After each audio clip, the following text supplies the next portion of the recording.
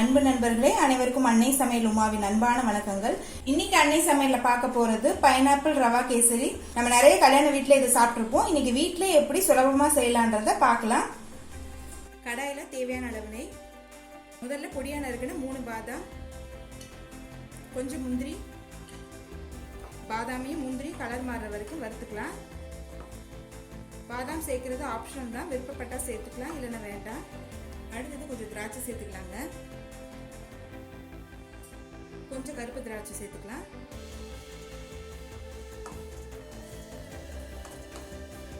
இது எல்லாத்தையும் வறுத்தாச்சு. இதை எடுத்து தனியாக வச்சுக்கலாம். இப்போ அதே கடாயில் 1/2 கப் ரவை சேர்த்துக்கலாங்க. ரோஸ்டட் ரவை இருந்தால் கூட திருப்பி ஒரு தடவை வறுத்துக்கோங்க.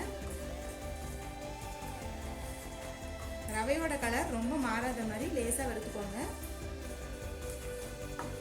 இப்போ ரவையை நல்லா வறுத்தாச்சுங்க. இப்போ இதை எடுத்து தனியாக வச்சுக்கலாம்.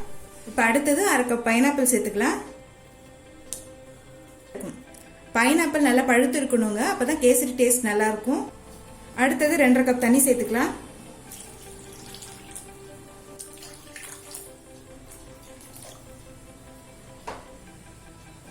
இப்போ மீடியம் ஃப்ளேமில் 5 நிமிஷம் வச்சுருங்க.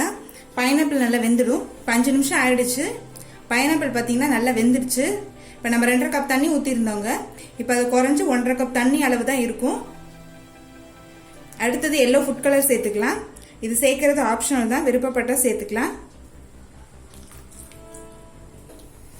அடுத்தது நெய்யில் வறுத்து வச்சிருக்க ரவையை சேர்த்துக்கலாங்க.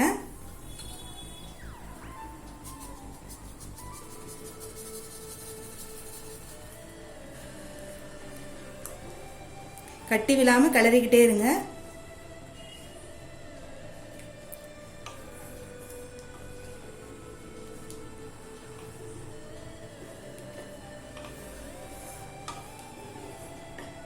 ரவை வேகிறதுக்கு 1க்கு 3 பங்கு தண்ணி வேணுங்க.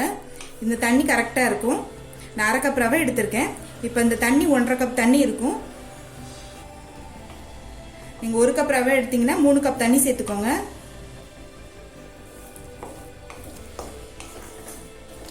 ரவையை நம்ம ஏற்கனவே வறுத்துட்டதால சீக்கிரம் வெந்துடும்.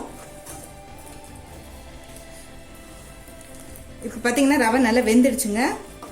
அடுத்தது 1 கப் சர்க்கரை சேர்த்துக்கலாம்.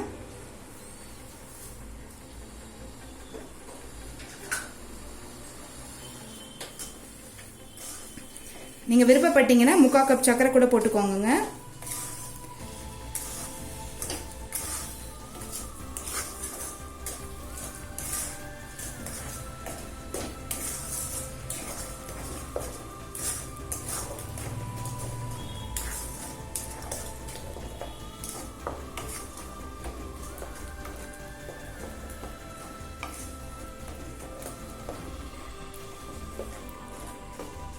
நம்ம கேசரி சாப்பிடும்போது பைனாப்பிள் டேஸ்ட்டும் தெரியும், அதனால தான் நான் அப்படியே விட்டுருக்கேன்.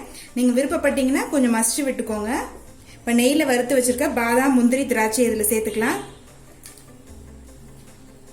2 டேபிள் ஸ்பூன் நெய் சேர்த்துக்கலாம். நல்லா மிக்ஸ் பண்ணி விட்டுருங்க.